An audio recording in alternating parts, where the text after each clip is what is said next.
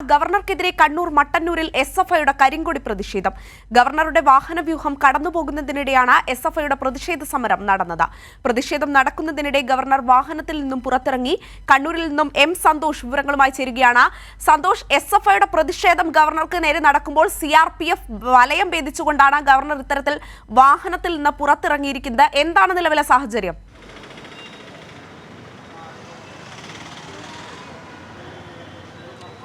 അഞ്ജന, എസ്എഫ്ഐയുടെ വൻ പ്രതിഷേധത്തിനാണ് മട്ടന്നൂർ സാക്ഷ്യം വഹിച്ചത്. വയനാട് നിന്നും സന്ദർശനം പൂർത്തിയാക്കി ഗവർണർ കണ്ണൂർ വിമാനത്താവളത്തിലേക്ക് എത്തുന്നതിനിടെ മട്ടന്നൂർ ടൗണിൽ വെച്ചാണ് എസ്എഫ്ഐ പ്രവർത്തകർ കരിങ്കൊടി കാട്ടിയത്.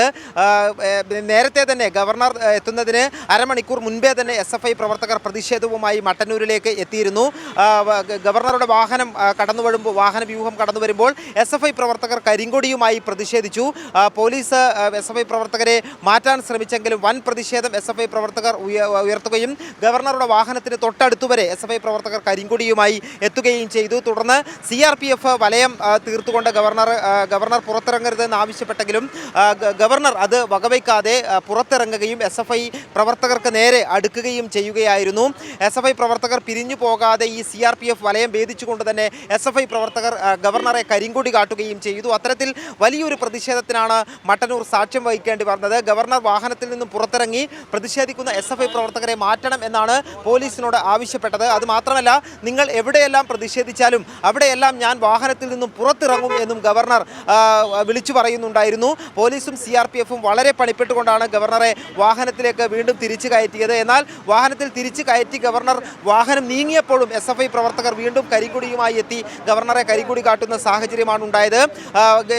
എസ്എഫ്ഐ പ്രവർത്തകർ ഉയർത്തിയ മുദ്രാവാക്യം ബ്ലഡി കണ്ണൂർ എന്ന് വിളിച്ച് കണ്ണൂർ ജില്ലയെ അധിക്ഷേപിച്ച ഗവർണർക്കെതിരെയുള്ള പ്രതിഷേധമാണ് വലിയ രീതിയിൽ ഉയർന്നു വന്നത്. കണ്ണൂരിൽ നിന്നും മടങ്ങണം എന്നാവശ്യപ്പെട്ടുകൊണ്ടുള്ള മുദ്രാവാക്യങ്ങളാണ് എസ്എഫ്ഐ പ്രവർത്തകർ ഉയർത്തിയത്. പിന്നീട് പ്രതിഷേധിച്ച എസ്എഫ്ഐ പ്രവർത്തകരെ പോലീസുകാർ അറസ്റ്റ് ചെയ്ത് നീക്കുകയായിരുന്നു. ഏതായാലും ഗവർണർ നേരത്തെ എല്ലാം സമാനമായ ഒരു സാഹചര്യം തന്നെ വാഹനത്തിൽ നിന്നും പുറത്തിറങ്ങി പ്രതിഷേധക്കാർക്ക് നേരെ നടന്നെടുക്കുന്ന ഒരു സംഭവം തന്നെയാണ് ഈ കണ്ണൂർ മട്ടന്നൂരിലും ഉണ്ടായത്. ഏതായാലും വലിയ പോലീസ് സന്നാഹവും സിആർപിഎഫും എല്ലാം ഉണ്ടായിട്ടും എസ്എഫ്ഐക്കാർ പ്രതിഷേധം അവസാനിപ്പിച്ച് മടങ്ങാൻ തയ്യാറായില്ല.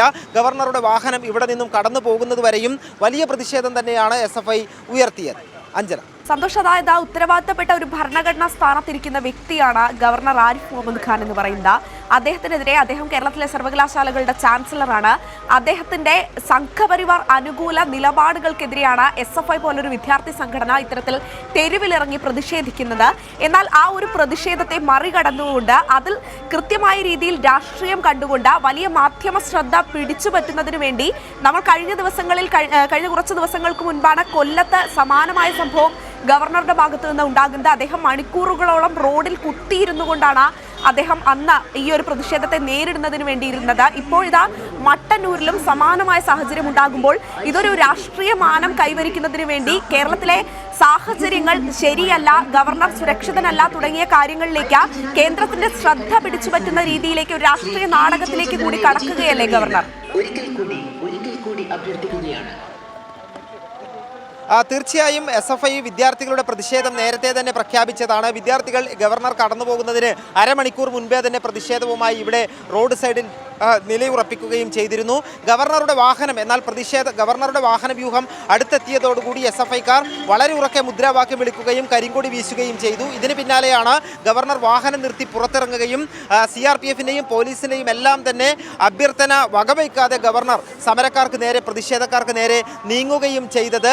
അതിനുശേഷം ഏറെ പണിപ്പെട്ടാണ് ഈ പോലീസും സിആർപിഎഫും എല്ലാം ചേർന്ന് ഗവർണറെ വീണ്ടും തിരിച്ച് വാഹനത്തിൽ കയറ്റുന്ന ഒരു സാഹചര്യം ഉണ്ടായത്. അതുപോലെ തന്നെ എസ്എഫ്ഐയും വളരെ ശക്തമായിട്ടുള്ള പ്രതിഷേധം തന്നെയാണ് എസ്എഫ്ഐയും ഉയർത്തിയത്.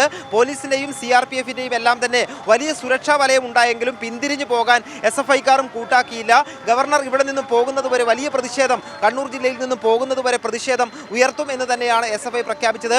ഈ മട്ടന്നൂരിൽ മാത്രമല്ല, ഗവർണർ വയനാടിൽ നിന്നും വരുന്ന വഴി പേരാവൂരിലും ഇരട്ടിയിലും എല്ലാം തന്നെയും എസ്എഫ്ഐ പ്രവർത്തകർ ഗവർണർക്ക് നേരെ കരിങ്കൊടി കാട്ടി. ഏതായാലും നേരത്തെ കൊല്ലത്തുണ്ടായതുപോലെ സമാനമായ ഒരു സാഹചര്യം തന്നെയാണ് മട്ടന്നൂരിൽ ഉണ്ടായത്.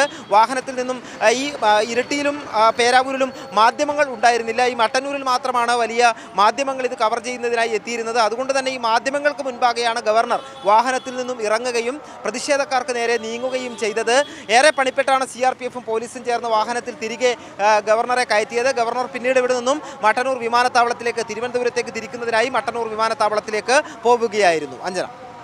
സന്തോഷ്, അതായത് ഇപ്പോൾ SFI പ്രവർത്തകരെ ഇതുമായി ബന്ധപ്പെട്ട് അറസ്റ്റ് ചെയ്യുകയോ മറ്റോ ചെയ്തിട്ടുണ്ടോ? അതുമായി ബന്ധപ്പെട്ട വിവരങ്ങൾ കൂടി. SFI പ്രവർത്തകരെ സമരം ചെയ്ത SFI പ്രവർത്തകരെ പോലീസ് ഇവിടെ നിന്നും അറസ്റ്റ് ചെയ്ത് നീക്കുകയായിരുന്നു. ഇവിടെ നിന്നും പ്രതിഷേധത്തിൻ്റെ സ്ഥലത്ത് നിന്നും വലിയ പോലീസ് സന്നാഹവും ഇവിടെ നിലയുറപ്പിച്ചിട്ടുണ്ടായിരുന്നു. നേരത്തെ തന്നെ ഈ പ്രതിഷേധം മുൻകൂട്ടി അറിഞ്ഞുകൊണ്ട് തന്നെ വലിയ പോലീസ് സന്നാഹവും ഉണ്ടായിരുന്നു. പിന്നീട് ഗവർണർ പോയതിൽ SFI പ്രവർത്തകരെ പ്രതിഷേധിച്ചവരെ ഇവിടെ നിന്നും പോലീസുകാർ അവിടെ നിന്നും മറ്റൊരു സ്ഥലത്തേക്ക് മാറ്റുകയായിരുന്നു. അതിനുശേഷമാണ് SFI പ്രവർത്തകരെ കസ്റ്റഡിയിൽ എടുത്ത് നീക്കിയിട്ടുള്ളത്. ഏതായാലും വലിയ ഒരു പ്രതിഷേധം തന്നെയാണ് SFI ഉയർത്തിയിട്ടുള്ളത്. എത്ര പേരെ കസ്റ്റഡിയിൽ എടുത്തിട്ടുണ്ട് എന്നതിനെ സംബന്ധിച്ച് ഇപ്പോൾ വിവരങ്ങൾ ലഭ്യമായിട്ടില്ല.